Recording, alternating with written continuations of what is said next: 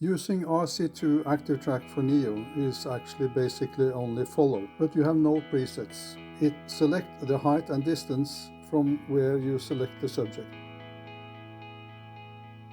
You can, during the flight, change both height and distance.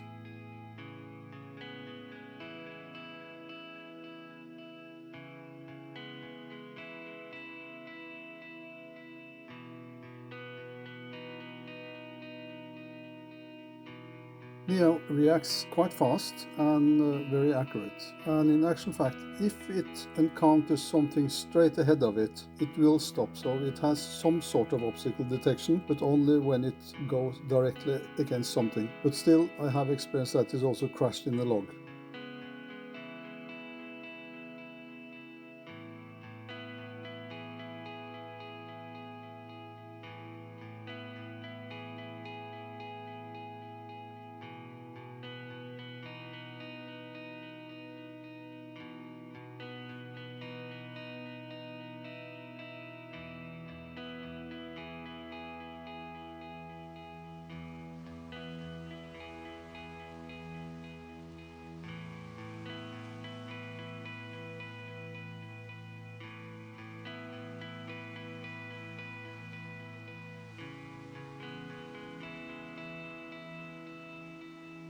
On the Mini 4 Pro, I have set the inner circle to 2 meters height and distance 4 meter, and the outer height 8 meter and distance 10 meter.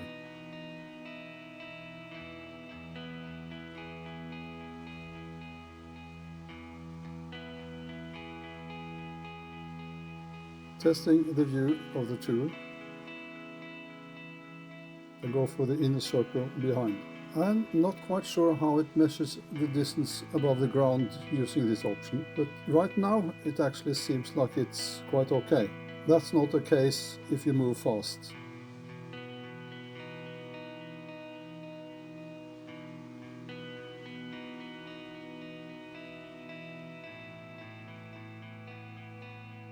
Checking the auto option.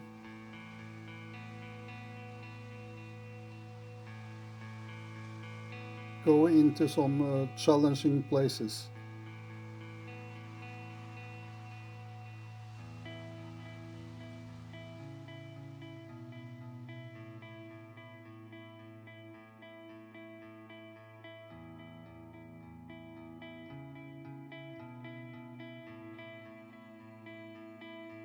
It actually adjusts well, avoids obstacles, and is quite accurate. I wish it was like this when I'm using the bike as well.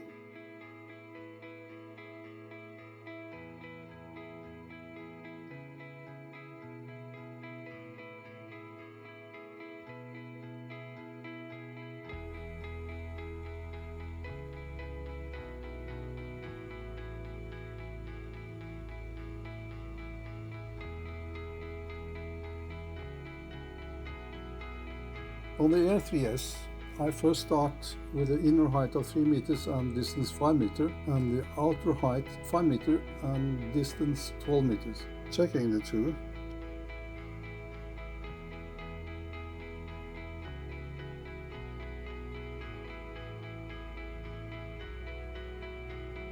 Changing inner height to 2 meters, otherwise I think it may be a problem going into the trees.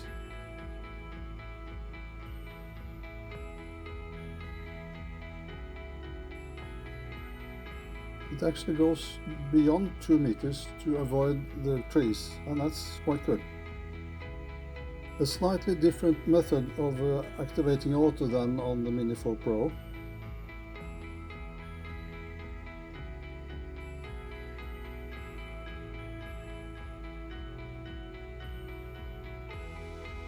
The Air 3S also adjusts quite well going into these difficult areas, even though it's in automatic mode.